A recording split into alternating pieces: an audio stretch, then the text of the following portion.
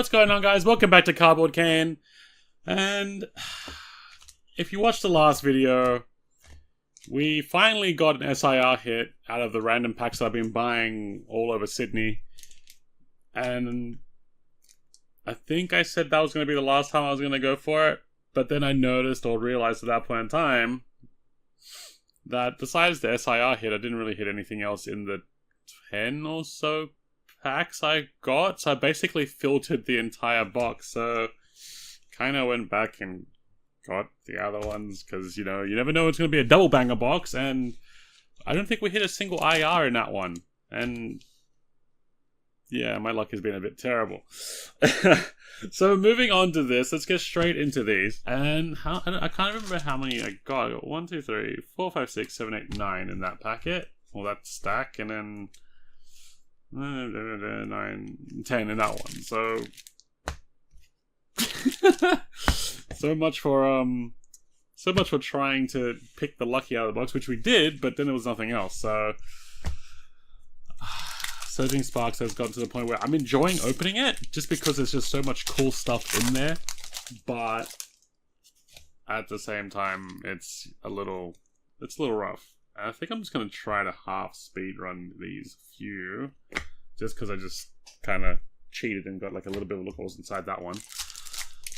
But yeah, no. While Surging Sparks has felt brutal for me on a personal level, and mostly because there's been, you know, a very, very scarcity of stock, we have gotten to the point now where places like EB are saying that they're not going to be getting any new stock until next year.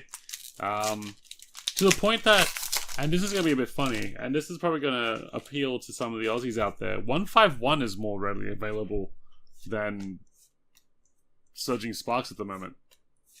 Sounds weird, right? Because it is. Because, like, out of nowhere, Surging Sparks has been popping... No, sorry, 151 has been popping up more often than Surging Sparks has, and it's strange.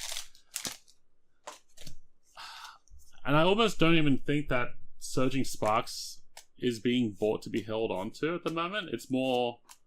people just want to open it. Because it's been... oh, we got a Melodic Full Art. Okay, at least we got something so far. I think that was, what, 3 or 4 packets in? Let's get a few sleeves out. Don't know why I reserved myself to the point that we're not going to be pulling anything when we filtered the box last time. So we've got a Melodic Full Art. But yeah, a lot of people, I think, are opening Surging Sparks because they don't really want to miss out. I feel like Prismatic Evolutions is kind of the same when it's coming up. That being said as well, most retailers and vendors have basically closed their pre-orders. I'm assuming just to be safe. Oh, we got Vibrava IR. There we go. There's our missing IR from the last time. Yeah, I'd safely assume that most of these guys have turned off their, you know, just to make sure. So if you're after extra Prismatic Evolutions, like, product, if you have pre-ordered at anything like EB, JB, Gamesman, anywhere in Australia, because I'm pretty certain that the brick and mortar companies are being allocated far more than independent sellers. I would safely bet that on launch morning, these stores should have shop stock that they did not, obviously, like, you know, because they would have under pre-ordered, hopefully they haven't over pre-ordered what their allocations are going to be per store. So if you were somebody that got in on the back end for pre-orders and you didn't get as much because it all gone, or you weren't too certain how big the rush was going to be, which, to be fair, if you thought that it wasn't going to be there, then that's a whoopsie doodle, because yeah, it's Evolving Skies V2. I would say if you have the spare time in the morning, go to a nice mall, Westfield here in Australia, that has like a JB, a Target, a Kmart, and an EB in one, and then pray that they have shop stock and pray that there's not about 50 other people trying to do the same thing. Because I can guarantee you there are going to be people doing the same thing. So it's kind of like first best, like, you know, first dressed. First dressed? Best dressed. Well, I think I've got that wrong. I've gotten that wrong. It's not a saying I use often. First dressed, best dressed, something. You know what I'm getting at. Let me know what it is, because I can't. Now that's gonna bug me the entire time. But yeah, it's gonna basically be the first people in line are gonna be probably snapping all of that up, because I can only imagine, and this is like the sad, good, healthy but toxic nature of things like Pokemon. It's not isolated to Pokemon. It's all very much like collectible, limited run things of anything. We got Executor Terra. I didn't think we got a Terra last time either.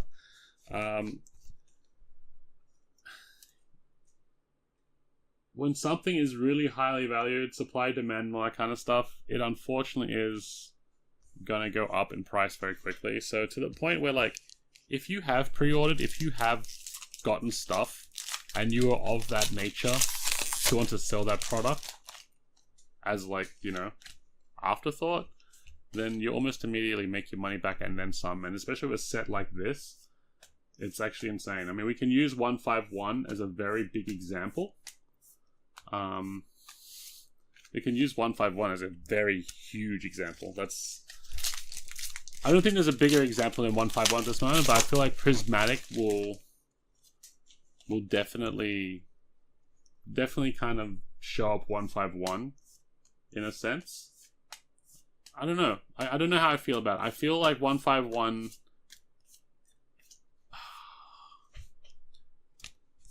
I don't know. Prismatic will definitely be on par with 151 now, which kind of makes it a bit worrying for the future going down the track, because if Prismatic's hype is as big or bigger than 151, then obviously Prismatic will rise above 151 in terms of, like, sealed product pricing and all that kind of stuff. And then, yeah, because one thing that did make sense to me is why Evolving Skies hits and all that kind of stuff went up in value when there's a Evolving Skies V2 coming around. It's logically meant to come down, because I was like, well, I don't need to go and farm for that Moonbrew anymore. I'll try and pull one out of the new set because it's technically cheaper if I've got my stock there to open, right? No, it went up. So the Pokemon stock market is not something that I choose to want to try to understand anymore. We got Black Curium Base EX. Alright, not so exciting, these packets. Maybe I shouldn't have done it. Maybe I shouldn't have done it. And all the while, within these videos as well, you're going to probably see Tony coming over a bunch of random stuff as well. So if you're... Oh, we got Stunfisk. There's our other IR that we were looking for. Too bad it wasn't Latios. If you're into, like, other random TCGs and all that kind of stuff, like, you know, Final Fantasies and Dragon Balls and all that kind of stuff, do actually visit the channel, because we've got those running as well. Eventually, at some point, I feel like I'm going to be getting dragged into a lot of these ones where I'll be, like, actually actively opening things like Dragon Ball here and there, and Final Fantasy when something kind of strikes a chord with me, or the big one that's on everyone's lips at the moment is One Piece. I think that one is a near certainty that I'll be getting to eventually. But with the way Pokemon is releasing sets lately and into the projected future, I'm gonna have to think long and hard about that, because, well, we've got this Surging Sparks, which obviously not finished with. You got Surging Sparks, got Prismatic, and then at some point we got the Team Rocket one, and then the Trainer one, and then there's that. Is it the Black and White reprint? It's a generation I know barely anything about, so the Pokemon Company have really upped their game in terms of just trying to destroy everybody's wallet at this point. Sylveon, there we go. So this opening, I mean, what was it? A 9 stack and an 11 stack? So we got 20 packets. Not that great, unless this very last packet has something amazing. But yeah, hold on to your wallets. Hold on to your jobs. Hold on to your financial incomes if you're going to be collecting Pokemon, because it's about to get very bumpy. And we've got Archuludon. Okay, so it kind of lines up with what we were missing from the box the first time around. So it was 9 and 11, so 20, and we got, I mean, not as many hits as you would like. So we got the Kyurem, the Vibrava IR, Sylveon EX Terra, Stunfisk, Executor, so we got to both of the Terras and 2 of the IRs, and then 1 Melodic and 1 Archuludon. So not terrible by any means. I would say better than some of the videos, like some of the batch of the videos that I've been doing lately on Surging Sparks, because it's been a little rough. And I can't promise that we won't be opening more, because it just feels worth it to open Surging Sparks now if you're actually able to find stuff at retail. Because I feel like even with the rerun print that's coming, or not even rerun, just the restocking here, at least in Australia, I don't think prices for sealed product is going to go down if you're going to buy it independently, or like, you know, from other people that have been holding on to stuff. So like, you know, your Facebook marketplaces and all that kind of stuff. I don't think sealed product outside of retail is going to go down. So I just feel like now's probably the best time to do it, if you're actually able to get your hands on it. But that is definitely enough for me. I hope you guys enjoyed this video. Take it easy, and I'll catch you in the next one.